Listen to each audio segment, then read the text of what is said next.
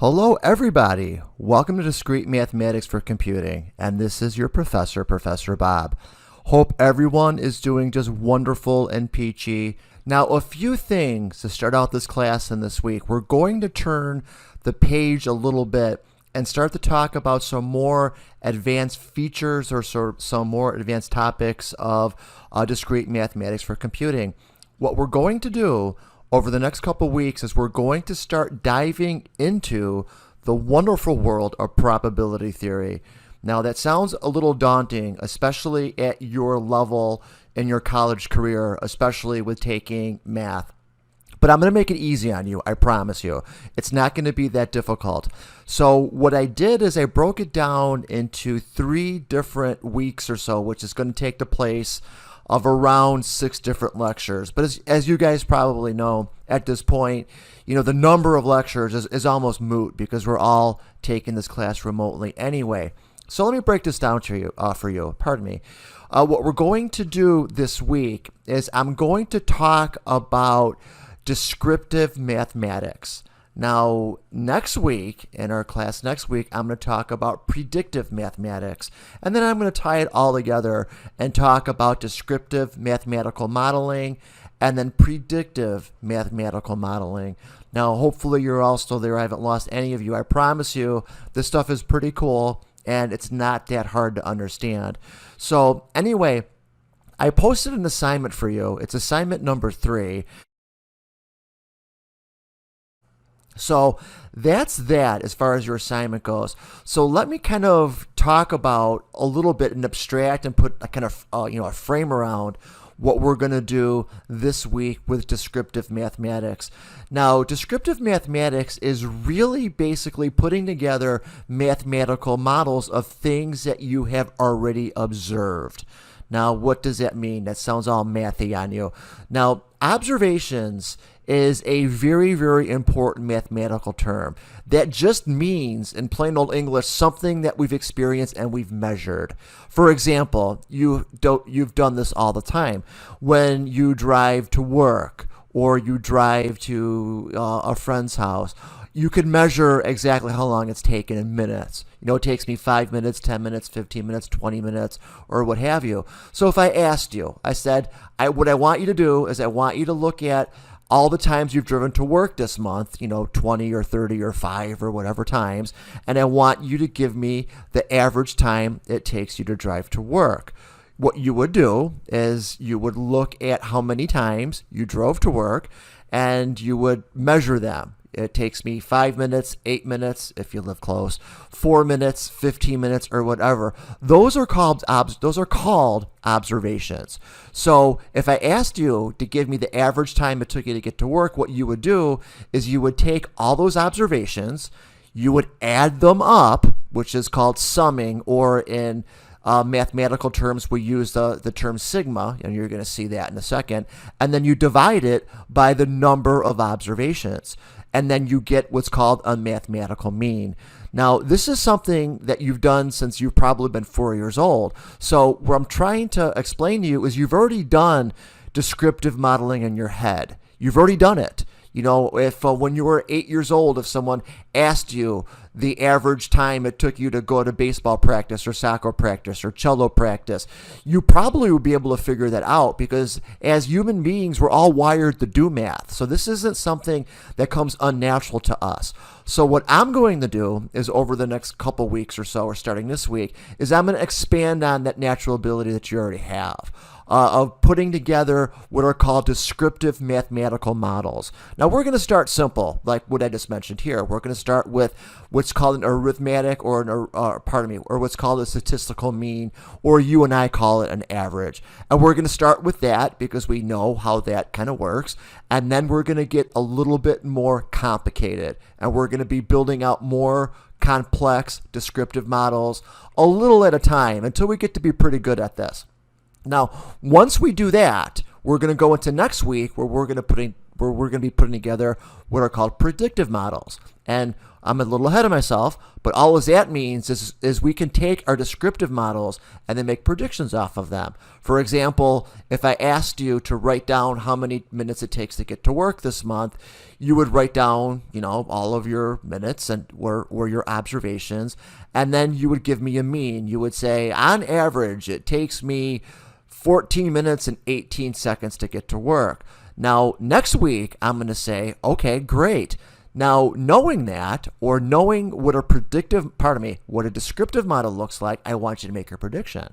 So I'll say, how long will it take you to drive to work tomorrow? And you might say, well, based on my past observations, it'll take me 14 minutes and some seconds. So believe it or not, that is putting together a predictive model. Now, of course, it's a little bit more complicated than this, but the concepts are exactly the same. You already know how to write descriptive models. You already know how to write predictive models. What I'm going to do is I'm going to throw all these cool mathematical symbols at you, and I'm going to get a little bit more complicated, and I'm going to be building out and asking us together as a class to be building out more complex descriptive and predictive models. And we're going to be doing some fun other stuff like putting together what's called confidence and error margins. And I will say in English, I'll say, like, for example, how long will it take you to drive to work tomorrow? And then you'll say 14 minutes and 18 seconds. And I'll say, well, what are you basing that on? And you'll say, I'm basing that on my descriptive model of how long it's taking me to drive to work. And I'll say things like, are you sure? And that's called confidence. So you could say, based on these models with so much probability, I can tell you that with confidence, my confidence is 80% within 5 minutes either way, or something like this. So anyway, this whole unit is going to take about 3 weeks or so. But then again, like I said, it's almost a moot point because we're taking it remotely anyway. But that's really the unit in a nutshell of doing predictive modeling. Is first we're going to be writing descriptive models. Then we're going to be writing predictive models, and then we're going to kind of go into writing the algorithms for this. Now, this is important stuff, especially for you guys and gals just getting into this, because you're all, either freshmen or sophomores, and by definition, you're not really sure about this. How is this going to fit into my career? If you go into informatics or if you go into mathematics, in any sort of field, these are valuable skills. You could work with these skills. You could work in the field of pharmaceuticals, where you're doing drug trials and writing mathematical models to make predictions based on the effectiveness of a drug to treat a certain illness. Or if you're going into insurance, you could write predictive models to determine the probability of someone getting in an accident that's going to cost your insurance company millions and millions of dollars or whatever, so you can adjust insurance rates. So predictive modeling is everywhere. It really is. So if you're thinking about exactly where this is going to fit into any kind of career choices, I'll be covering that kind of as we go. And again, I'd like to encourage you guys to reach out to me if you have any questions about this, because this is really cool stuff to me. This is stuff that I do for a living, and it's things that I really think is valuable. It's not just textbook stuff. And that's one of the things I'm going to try to get through to you over the next 14 weeks or so, is these things that we're doing aren't just things that the school or any school says that you need to do this. You really do. This knowledge is useful.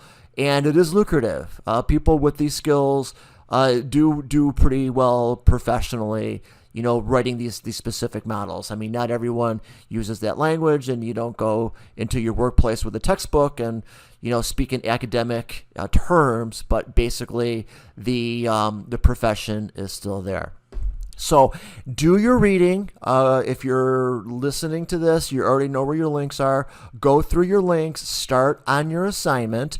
Work on it in little bite-sized chunks. Our assignments are getting a little bit more complicated, and that's all I have for you for now. So thank you for making it this far, and I hope you're safe and wonderful and having a great time with your loved ones. And if you're not having a great time with your loved ones, try to have a great time with your loved ones.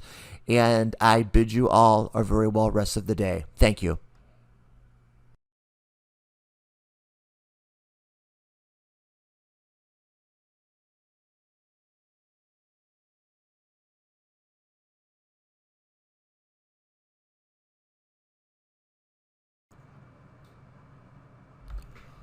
Hello, everyone. This is Professor Bob.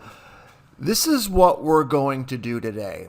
We're going to cover two very, very simple equations. We're going to cover a population mean and a sample mean. Now, here are really my objectives for this.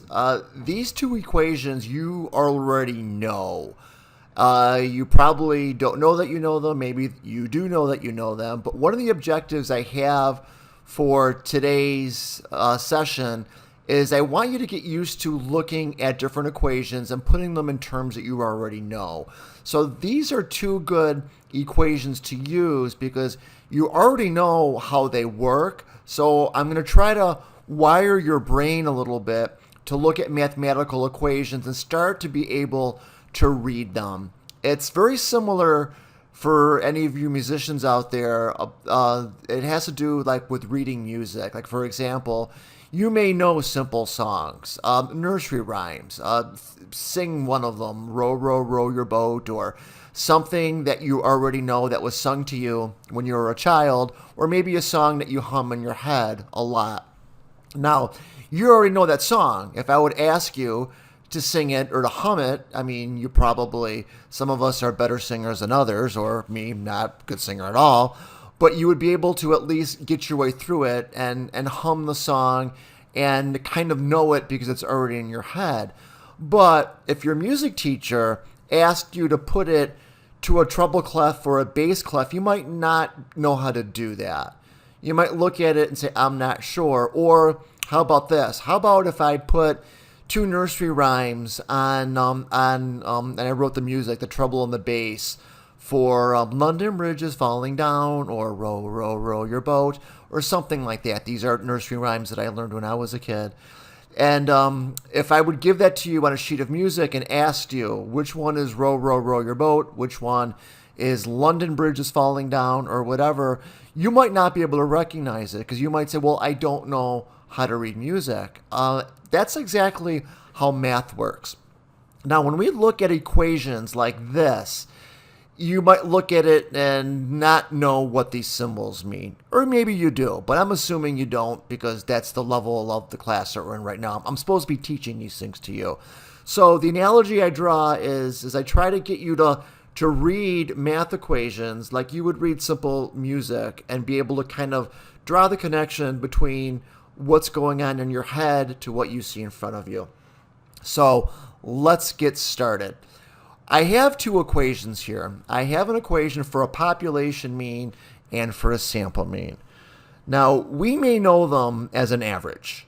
Like, for example, maybe to state the obvious, if I'm looking at how many times I drive to school this week, let's just say I have school 5 times a day.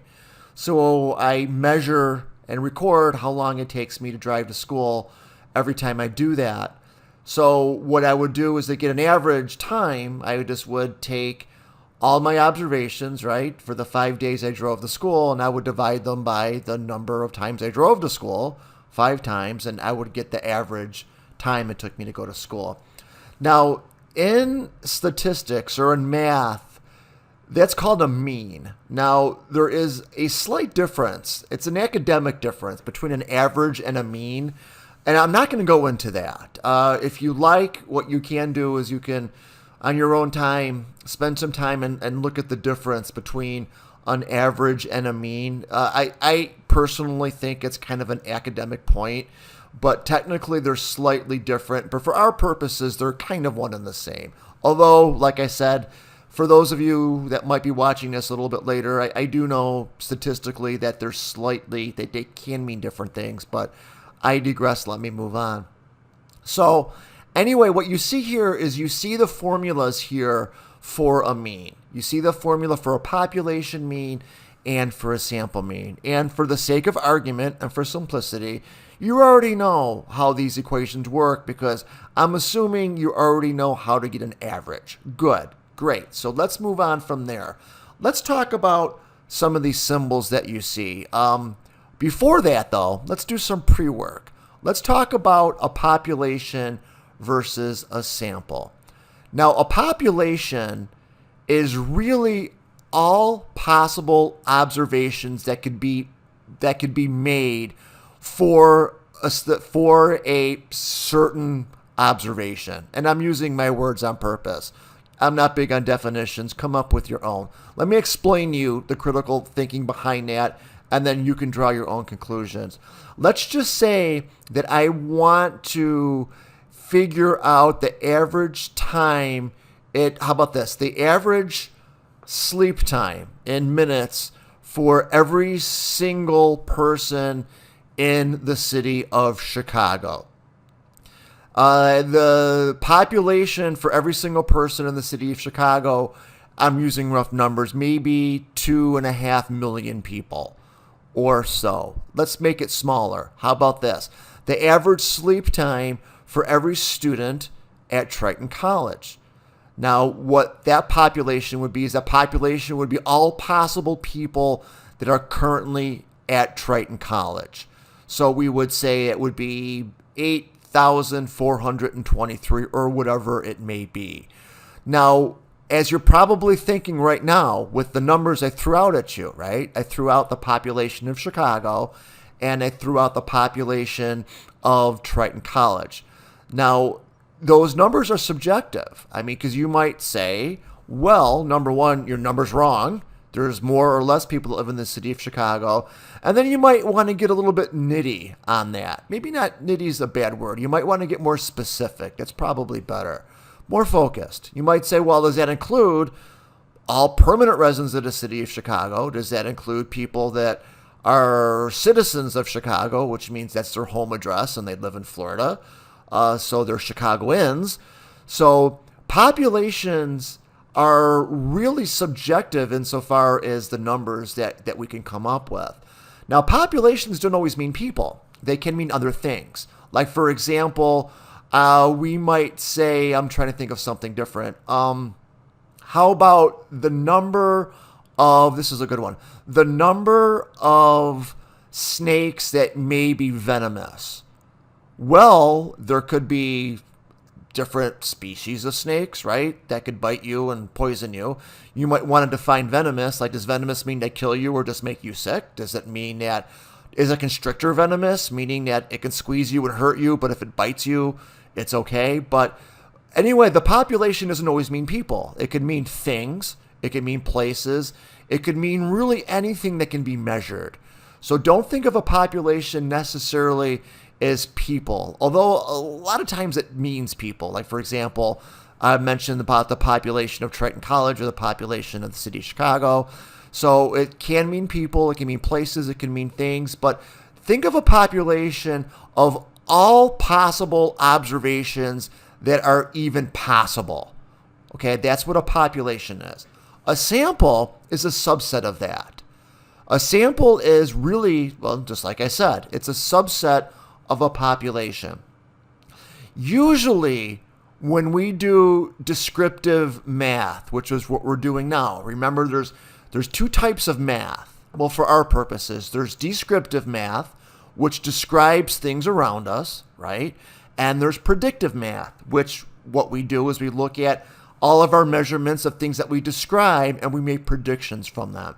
So when we look at population means and sample means, we're looking at descriptive formulas. These describe things. Descriptive statistics, descriptive discrete calculations, descriptive analytics. There's a lot of words for this, but we're using this to describe things. And a sample is a subset of your population. Now, what does that mean? Let's go back to our sleep study for Triton College students. So let's just say that we identify our population. Our population are all full-time, part-time students of Triton College that includes, right? We got to go and we got to define our population. So since we're making this up and we get to define our population because this is our equation, we can say the population includes the remote learners. It could include people that do the remote learning, that do the in-class teaching or the in-class instruction. So let's just say we come up with our entire population. Now, our sample would be a subset of that. Now, why do we use samples? We use samples because in many times we can't get our whole population. Like, let's go back to our sleep study. Let's just say, for example, the population of Triton College is, and I'm making this number up, it might not match the number I used before, but that's okay, is 10,000. Let's use a round number. So 10,000 is our population of Triton College.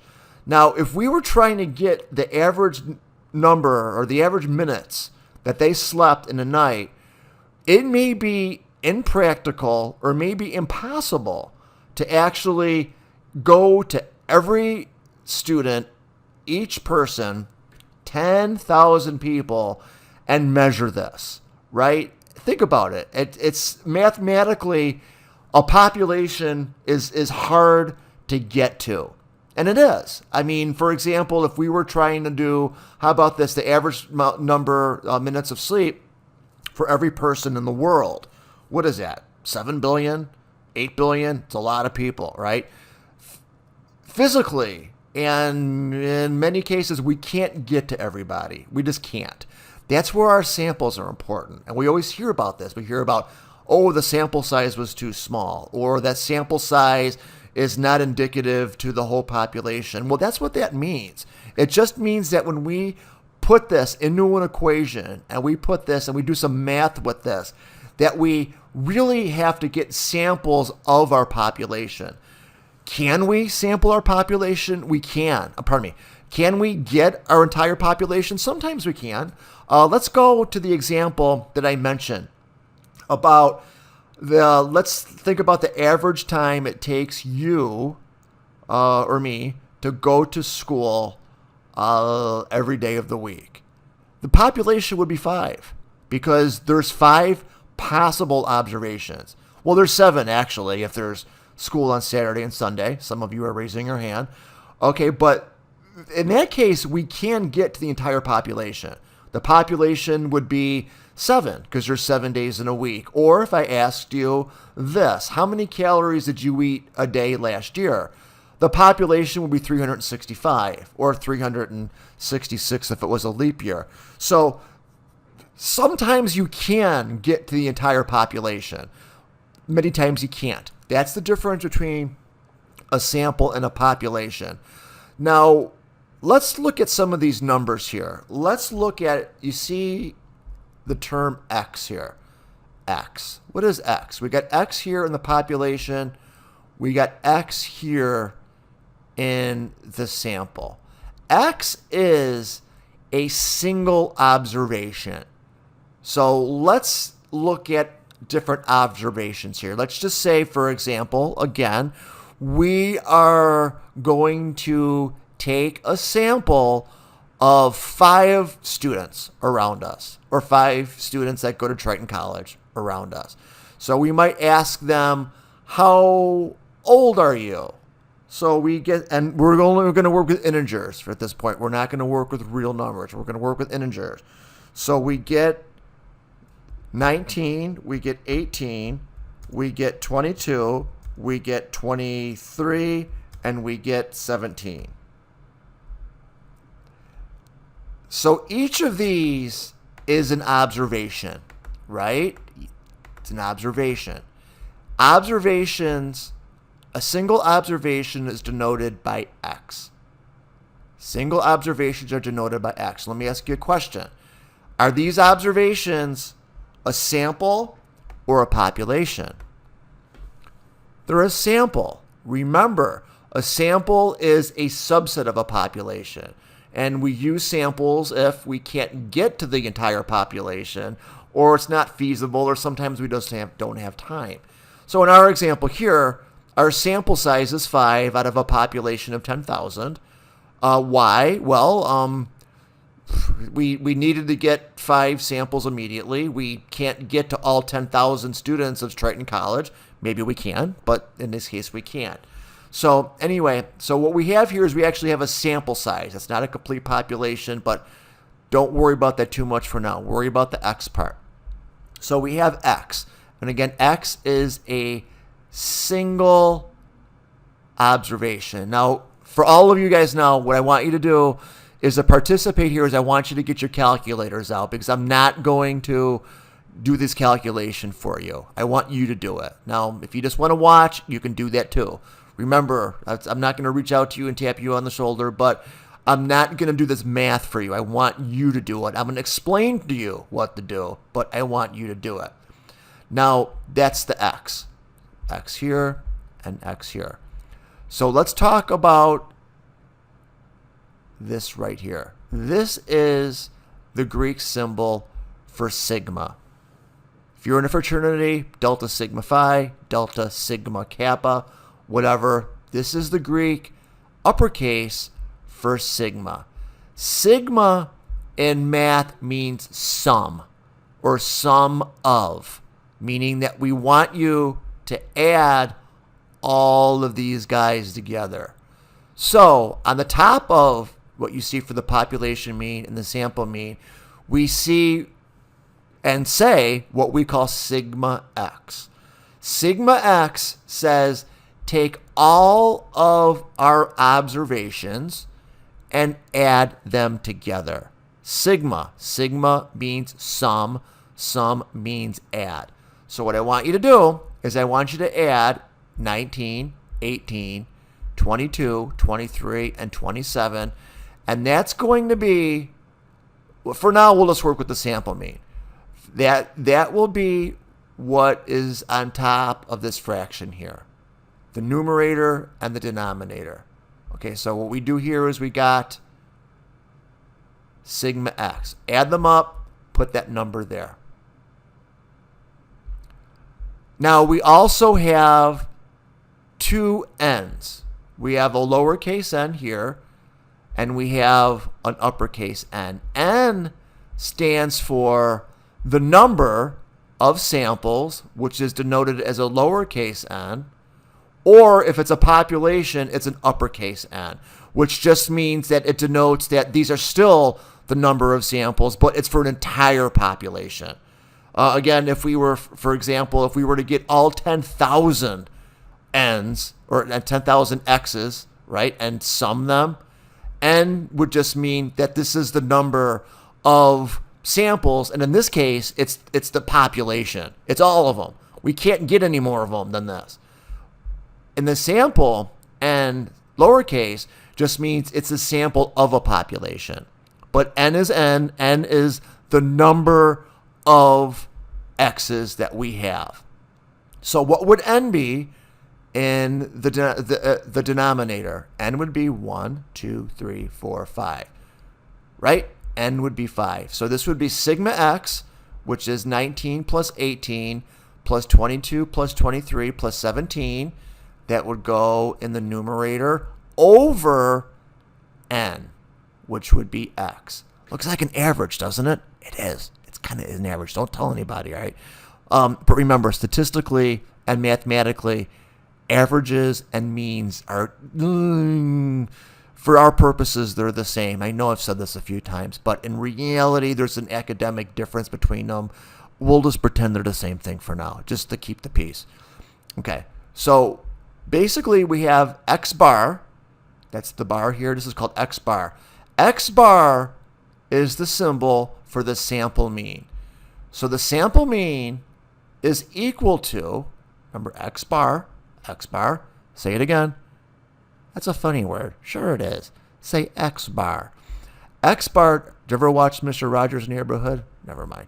All right, x bar is equal to sigma x over n. So all you need to do is do the math now. Now it's just a fraction. So you're going to get a sample mean, which is x bar. And it's off the top of my head, it would be, I don't know, you're doing the math. My brain hurts. I'm still drinking my coffee. It's a simple equation. You do the math. So anyway, that is the symbol This is the equation for a sample mean, an easy one. They're going to get harder. This is training wheels. This is taking something you already know and putting it into an equation that you may not be familiar with or maybe haven't seen in a while. If you've had high school statistics, you've seen this. But yeah, I don't know. It's just like if I teach this class, I see it every day and I see these things every day. So you may not. All right, so let's go back over to the population mean. Population mean, okay, would be kind of the same thing, except n would be all of your n's, right? It would be not 5, it would be 10,000, right? If we have 10,000 in our population. But look at sigma x is the same. It would be sigma x, and then all the way through 10,000 over n, right? But it's still an average, still is, right? It's sigma x over n. N is a big N because this just means it's going to be our entire population, not little n, which means it's going to be our sample. And we got a different symbol here. Anyone know what the symbol is? It is a lowercase Greek symbol. It's mu, mu, but it's pronounced me. Me, or sometimes I'll say mu or mu too, but it's actually pronounced M-E-E, me. Lowercase me. This is the symbol for your population mean. So this X bar is your sample mean, your sample average. Me is your average for your entire population. That's what these symbols are. To review, X is each individual observation. Sigma is summing, in this case, summing X. N is the number of observations. If it's little, it just means that it's a subset of a population. If it's a big N, it just means it is the population. So N here would be 5, N here would be 10,000. And then we just got the symbol that denotes our mean. So the average, I still say that with trepidation because technically they're different. But again, I'm stuck on this. All right, X bar, sample mean, me, population mean. That is it, folks. So just to sum up, again, my objective is to get, in this session, is to get things that you already know and start to draw the connection between what is already in your brain to how it could be mathematically expressed. We call them equations, right? But yeah, there are mathematical expressions. This is easy peasy, isn't it? This is not hard. One of my other objective is to kind of break your phobia of this, where I don't want you to look at the stuff and go, oh, holy crap, here we go. All this shit again I got to learn. Well, it's a lot of the stuff you're already, I didn't swear, did I? Just ignore that. More stuff I have to learn. More crud I have to learn.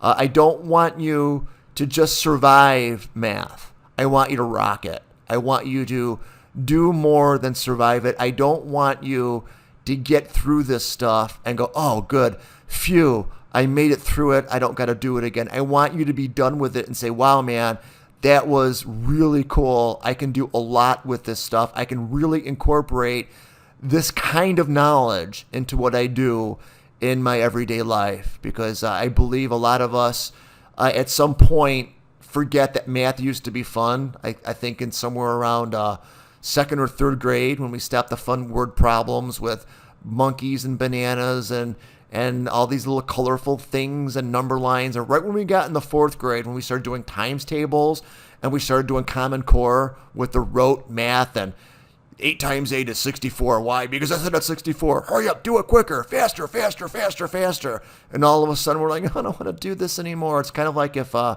were made to do music classes and then we stopped enjoying them and they kept us playing piano. You're going to do more scales. Here's a minor 7th scale. Here's a minor 7th augmented. What does it mean? It doesn't matter what it means. Just practice, practice, practice, practice. And after a while, we just start curling up in a ball and we just want it all to go away. And math shouldn't be that way. Math is enjoyable. Math Does it make you smart? You're already smart. You're already smart. But math gives you a way to describe things and everything that you're going to do in life, in your vocation, your profession, whatever it may be. Math is everywhere, and math is something that you've already mastered. You just need to rediscover where that is. So 2 simple equations: population mean, sample mean. Thank you for making it this far, and I bid you all a very well and safe rest of the day. Thank you.